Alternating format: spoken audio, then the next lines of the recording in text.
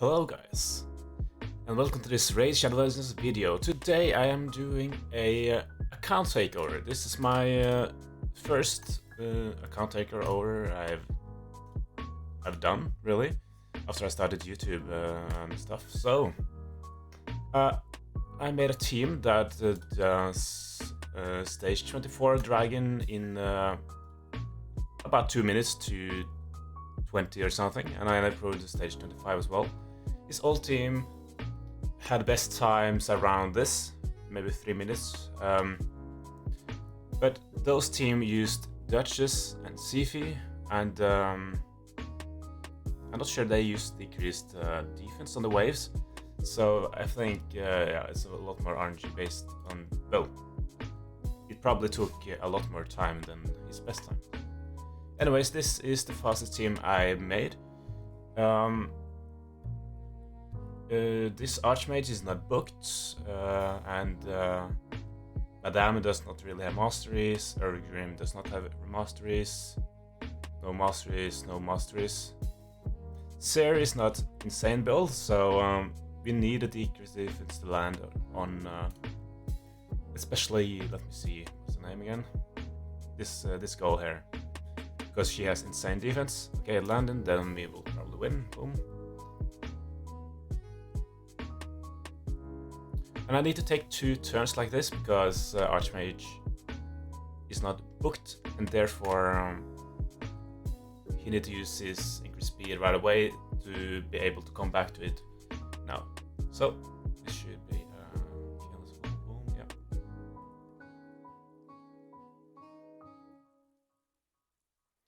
Yeah, so the waves take about 30 seconds, depends a little bit, but yeah, it's really consistent. It's not 100% obviously, but I think it's maybe 90, 95. I've only seen it fail once so far. So it's only when the decreased defense misses on the first wave.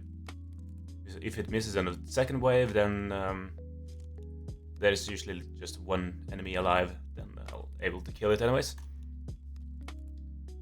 Yeah. So so what do you want? He has some really good champions as well. He has Tomblood, and yeah, he don't have Lydia yet. So I'm also working on his faction wars team. So he hasn't booked his Tomblood, so therefore well, I wanted to switch Madame out with Tomblood because Tomblood does a lot of poisons as well, so that would be a lot faster. And Madame Ceres also does decreased attack with her A3. I think she uses this one. And you want everyone else to die. You want Renegade to die earlier. You want Seer to die earlier. You want Archmage to die. So this decreased attack actually hurts us more than it helps.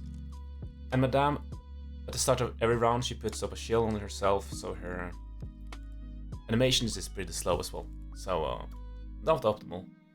But this is the fastest I could get from now. So whenever he book his Tomblood, I will switch out Madame with Tomblood, and that will increase the speed a lot. And whenever he gets Lydia, he can switch out Lydia with Archmage and basically have 100% win rate. If you have 2 people having decreased defense, it's almost impossible to not land it. Yeah, and that was the Dragon team. I am also working on a Fire Knight team. I'm struggling a bit here because his Allure did not have enough crit rate. She only had like 25% crit rate. And obviously Allure's A1 only works if she crits. So let's see here. Look at this. It decreased the turn meter by 25% 3 times on each crit. So it has to crit or else she's not a champion, really. And yeah, this is too slow. I want to have her closer to 185, but his gear is not great at the moment, so you need to farm a lot of dragon. After that, you can push his Lair up to closer to 70 speed at least, and that might do the trick. Not booked as well. Well, not mastered, I mean. For some reason, he booked his Lair, but not Archmage and stuff. Lair really does not need any books because it only increases their damage, and I literally turned off this ability and this ability for the entire run. I have this on opener, but after that I turned it off. So basically, always A1, A1, A1. Yeah, so as you see here, he has amazing champions, he has double managed team, great champions, Tomblood, not booked, so therefore he's not reliable enough. Yeah, we'll see how it goes after some time. Yeah, his great champions. I also, really importantly, re-geared his ethos. He did not have 100% crit, I think, and he did not use attack percentage chestplate and not a attack banner. I don't know why. So he had 3k 500 attack, and now I increased this a lot. More crit damage, more attack, 187 speed. That's more than enough when you have a Lysandra, but the Lysandra build is currently garbage because it has no accuracy. So and I took apart something as well, so he needs a lot of accuracy. Accuracy chestplate, accuracy here. Yeah. Also, yeah, I think she's not mastered. Yeah, not mastered. So he has Arbiter and stuff. He has really good champions. Even Sifi. She's maxed. But wait, what? Okay, I didn't see this before now. I think that's she's not here to do damage, right? She has no crit rate, and she only can deal damage with her A1, and it's based on attack, and his attack is 1500. So this is weird one. Really, this is a nuke build, really. So you don't need support, but support build is still best because you can get some additional health, turn meter, and more speed, and timely intervention is insane for champions like Sifi. So actually, can I? Yeah, I should reset this. This is a weird one because he also has a Rotos. Ethos with build was kind of similar to this with super low attack because he uses HP percent and defense for some reason.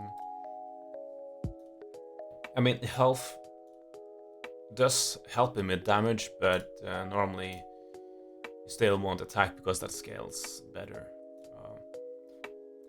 Because Rotos has insanely low base health, and therefore percentage health is really bad, but you would want flat HP on your ring. So maybe like this one, terrible one, terrible. Well, maybe one of these is better. But again, this is not terrible. It has health and attack, so maybe keep that. Switch this one with health. Substat speed and attack if possible. This one is not bad. Yeah, stuff like that. It's like all of the builds are lacking something. Many of the nukers, like this build as well, 94% crit rate. That's you want 100%, and low crit damage and super low attack.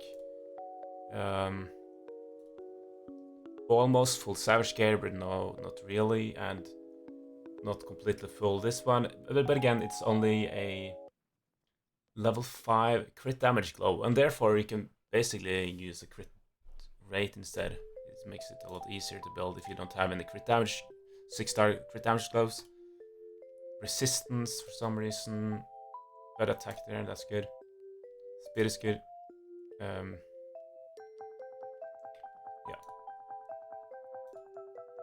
Not optimal stuff, and not mastered. Candraphon is insane in Arena, and so is Duchess. This build is pretty good. Actually, a really good build with high speed, decent defense, and a lot of health. No masteries. He really want masteries as well on the Duchess. So he has incredible champions, but are missing basically the gear, masteries, books. She's probably booked, yeah. So, and I think he uses Tormin as his damage dealer in Arena, but again, not 100% crit, kind of low crit damage, really low defense and health. It's really bad survivability here. But again, the accuracy is decent because you want the passive to work and freeze enemies. So I'm working on this account. I also improved his this team because Ethos is actually a faster farmer than Queen Eva for some reason. I thought Queen Eva was super fast, but Ethos has the potential to be faster. Oops, now okay, look at this. Boom, one shot. Boom, one shot. But even if he does his A1 there, it's still faster than Queen Eva. Let me show you, actually. Because the animations... But I can show first, because he has the mastery that he has a chance to reduce the cooldown on one of his abilities. And if that procs, he does it in 5 seconds. And that's one of the fastest times I've ever seen. I can't do it in 5 seconds. I get in the reduced thing now. There we go. Oh, and on the wrong ability. That sucks. Let's try once more. Okay, now I think it works. Okay, no. Boom. 5 seconds. And if you take a look at Queen Eva, I've improved Queen Eva as well, so she actually one-shots every minion on every wave. Yeah. So 6 seconds, but it's kind of a long 6 seconds. So overall, Ethos is actually the better campaign farmer. Well, barely though, but still, why not? Why not use him? So his faction wars is where his main concerns are about. Kind of, he wants Lydia because that will help his Seer team a lot. But again, he's kind of missing the gear really, and especially on Lizardmen and Skinwalkers, because you need. Well, I can show you kind of what his team is there. Without giving up his name, I'm not sure if you want to reveal it. I'm not really sure. So let's do it. Faction. I pulled out all the best faction people. Okay, like this is Lizardman with Rasin, not booked. Scholar, not booked. Only level 50. Scathix, decent champion. But again, not booked, so the cooldowns are super long. Aox, not booked. Venomage, amazing champion, not booked. He probably need to use Bloodmaw for the revive, but again, not booked, so the 6-turn cooldown is super slow, so it's also a good champion. Not booked, so still. As you see, every champion here in Lizardmen are not booked. So it's not, well, he don't need to book anything, but if you don't book, then the gear requirement increases. Also, his skinwalkers are struggling a lot. I think this really all his skinwalkers? Well, Hooforus is great. He probably has some more in the vault, but Hooforus is super great in this faction. You still want this, possibly you want to book this as well. So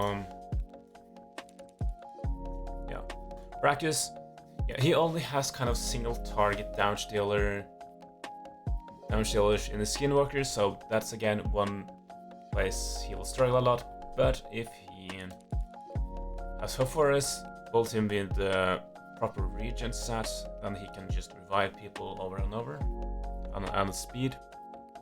But this account is also struggling on speed, so it will be a pretty hard one. Rain Beasts, yeah, this is a good champion. He when an ally is attacked. Okay. Yeah, this is a great champion for Factions War, actually. War Chief, he only has the 3-turn provoke on one single target, 3-turn cooldown, so great passive. So he has the champions to do it, but he misses the gear, or we do have to take all the best gear on his account and take it over to the current factions that is open that day and try to beat it. Hopefully before what's the name again? Shadowkin come out.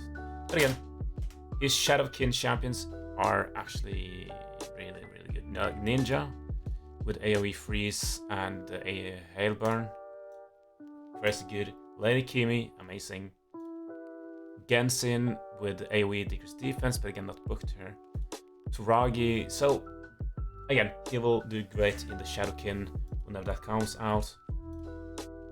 But yeah, I will make some update videos whenever I can upgrade his team, see how far I can get with his current champions in Faction Wars.